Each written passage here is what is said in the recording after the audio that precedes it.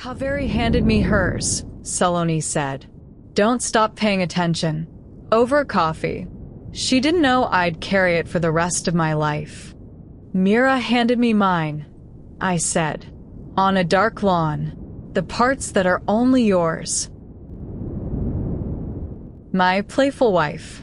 Episode 25. Still here. Written by Mia. Still here. I want those two words to carry what they actually mean, which is not resignation and not mere persistence and not the grim endurance the phrase sometimes implies. Well, we're still here, the way survivors of something say it, half surprised, half tired. I mean it the other way, as an achievement, as a daily, active, repeated thing. I am still here. We are still here. After everything the year did, after the kitchen and the fire and all the long work between them, we're still here, still waking up beside each other, still choosing it. This is not nothing.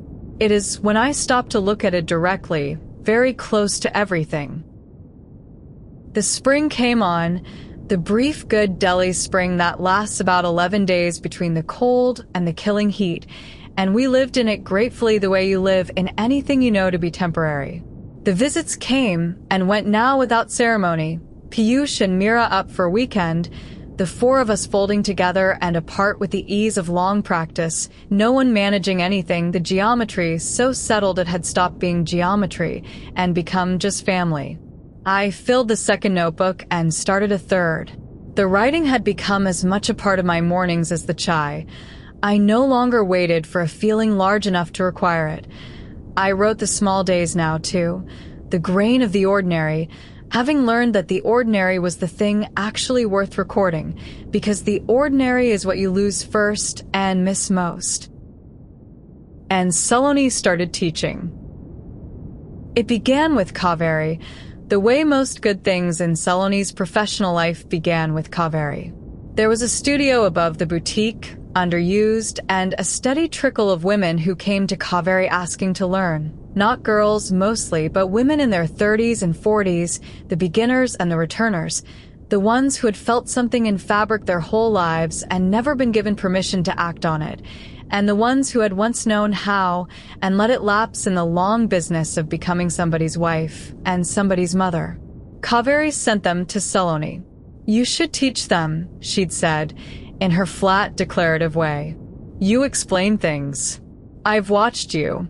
You make people understand things they were afraid they couldn't. That's rarer than making the thing yourself. Teach them. So she taught them. 8 students. 2 Saturday mornings a month, in the studio above the boutique, with the light coming in and the bolts of practice fabric and the 8 women bent over their work and Saloni moving among them, and she came home from each one different. Opened up. There is a particular thing that happens to a person who gives something away to others and finds it does not diminish them but multiplies, the way a candle lights another candle and loses nothing, and I watched it happen to my wife 2 Saturdays a month. She would come home lit, talkative in a way she usually wasn't, full of her students, this one's breakthrough and that one's stubborn block, carrying their progress home like a woman carrying warmth. I watched all of this with the attention I had spent the year learning to pay. You're a teacher, I said one Saturday evening as she came in still glowing from it. Apparently, she said, setting down her bag, surprised by it every time. You knew you would be, I said. She looked at me. Did I?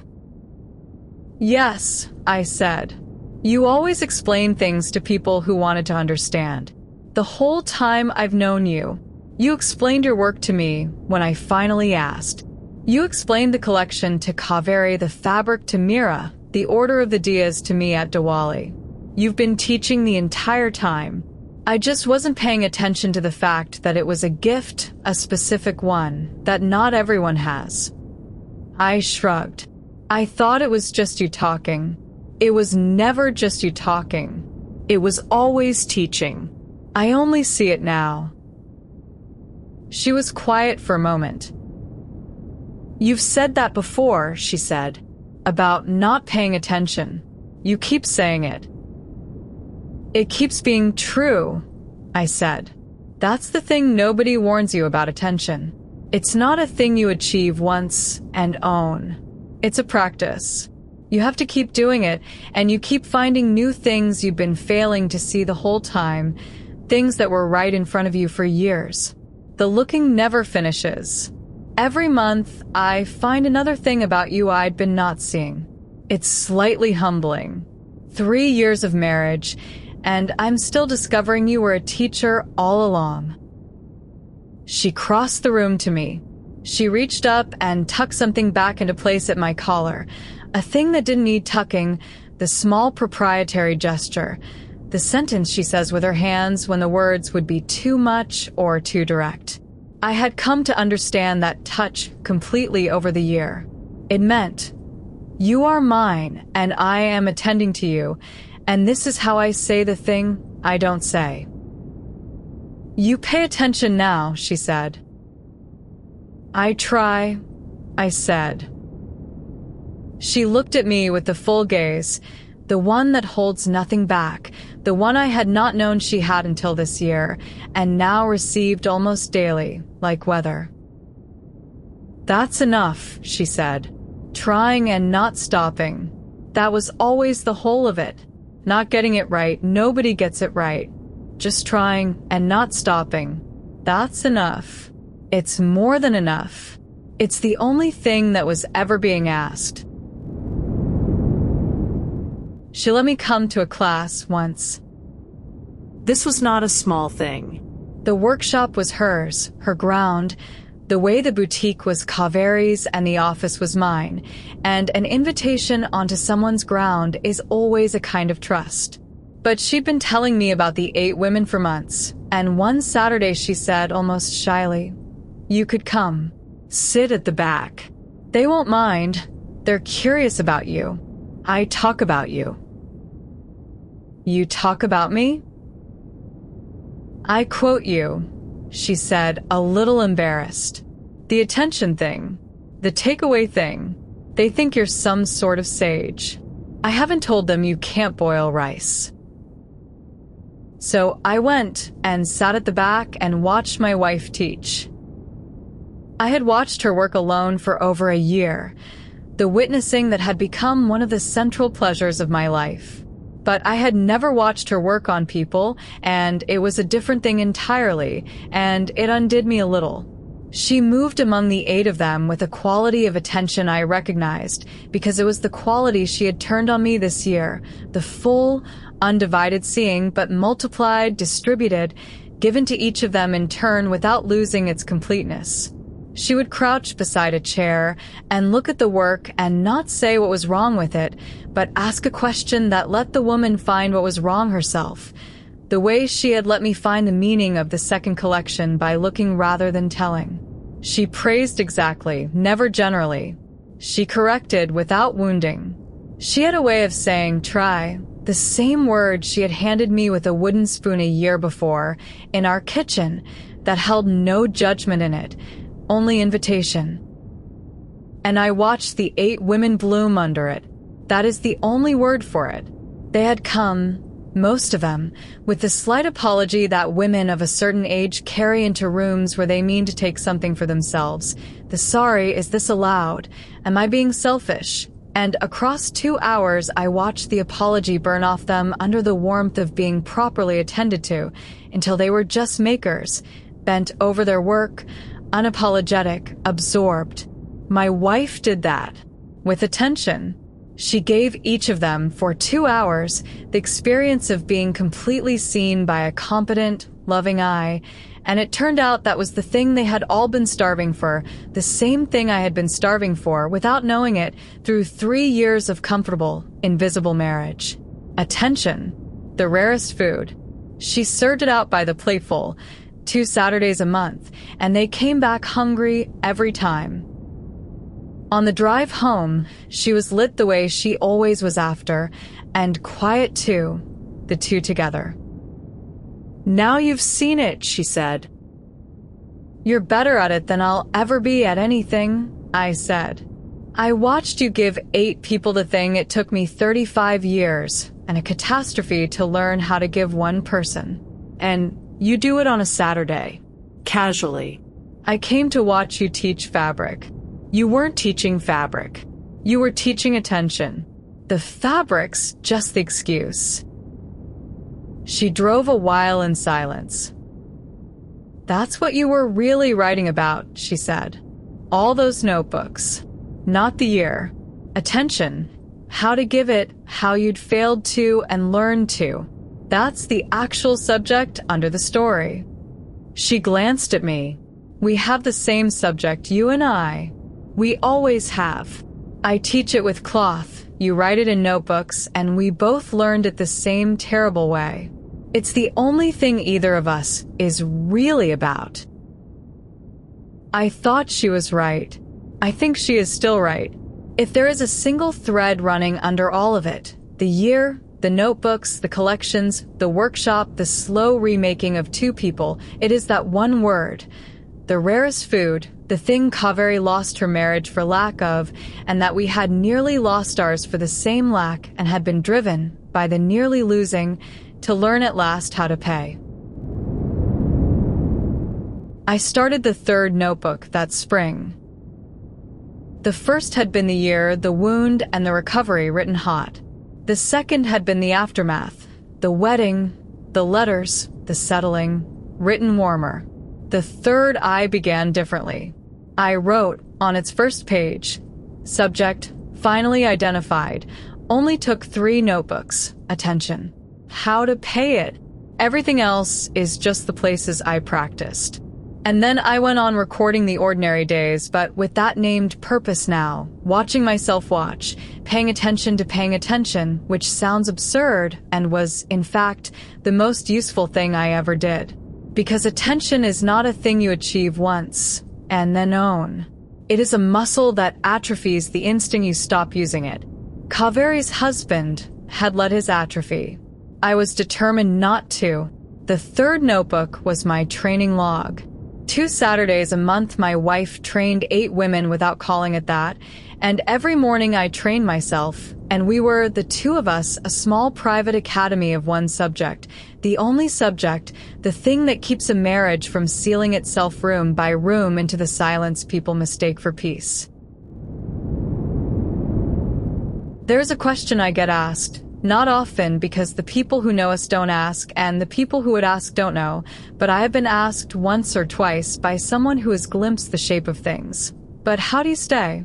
After a thing like that, how do you choose to stay every day, knowing what you know? As though staying were a single heroic act, performed once, and then completed. It isn't. That is the thing I would want to say. Staying is not an act.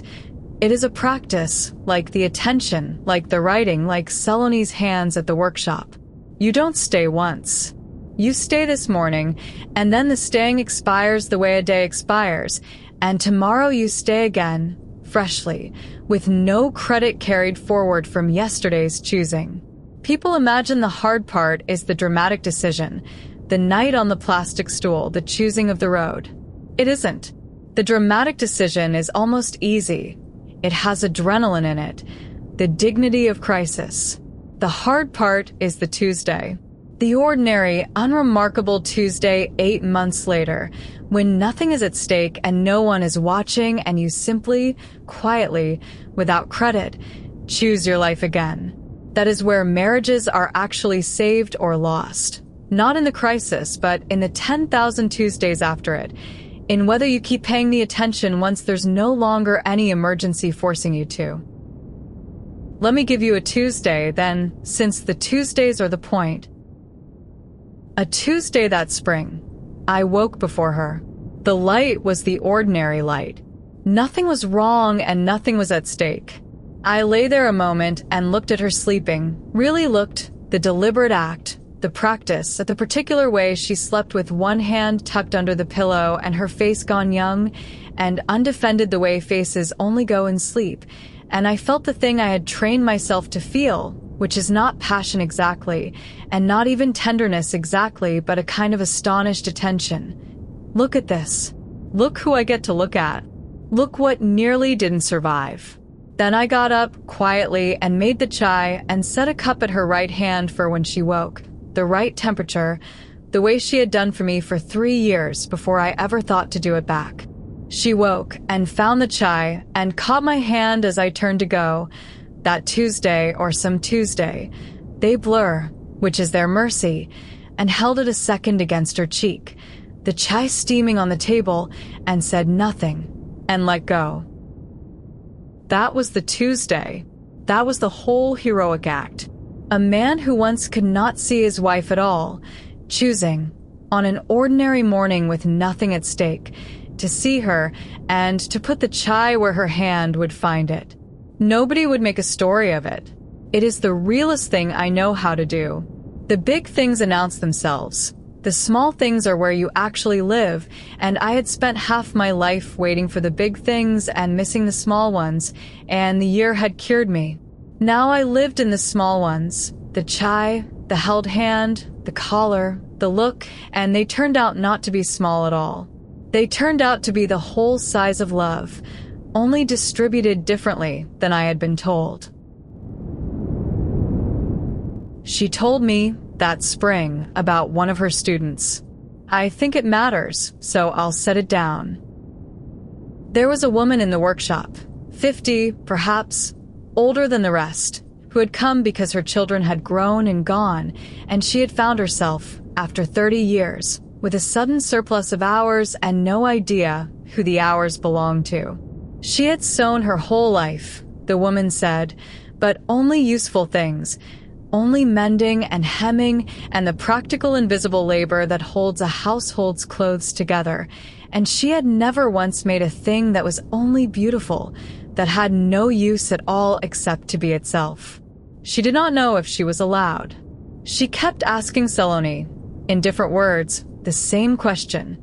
Am I allowed? Is it not too late? Is it not selfish at my age to make a useless, beautiful thing? What did you tell her? I asked. Saloni was quiet for a moment in the lamplight. I told her that a beautiful thing isn't useless, she said. That being beautiful is the use. That she'd spent 30 years making useful things for other people, and she was allowed, now, to make one true thing for herself, and that it wasn't too late, because it's never too late to start paying attention to your own life. She looked at me, and then I heard myself saying it, and I thought, I'm saying your sentence. The one you keep saying. The attention one. I've started saying it to my students without realizing. It's gotten into me.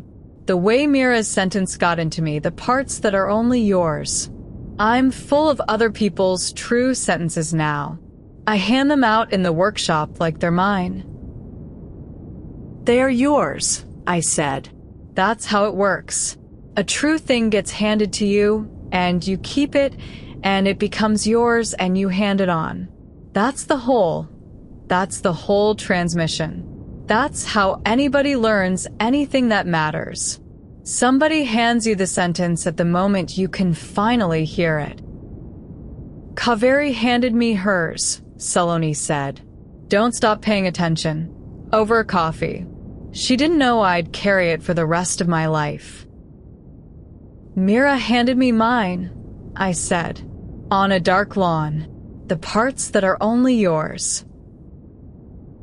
And you handed me yours, she said, in a kitchen, recently, the whole year folded into one word. She smiled. We're just passing sentences down a line. All of us. The whole time. The true ones survive and get handed on, and the rest fall away. We sat with that for a while in the lamplight in the spring, in the flat that was the right size for 2 and occasionally the right size for 4. Outside, the 11 good days of the season doing their brief work. Inside, our life, the only one we had, the one we had made out of what we actually were rather than what we'd once imagined we'd be, the one that had broken and been rebuilt and was now daily proving that it held. Still here. Still passing the true sentences down the line. Still, both of us, every morning, again, choosing it. To be continued in episode 26, Saloni's voice. Simbolo di copyright mia. All rights reserved. That was episode 25 of My Playful Wife. If this story is staying with you, the next episode is already waiting. Subscribe so you don't miss it. The complete book is on Amazon, and early episodes plus bonus chapters are on my Patreon. Links are in the description. Mia. Thank you for listening.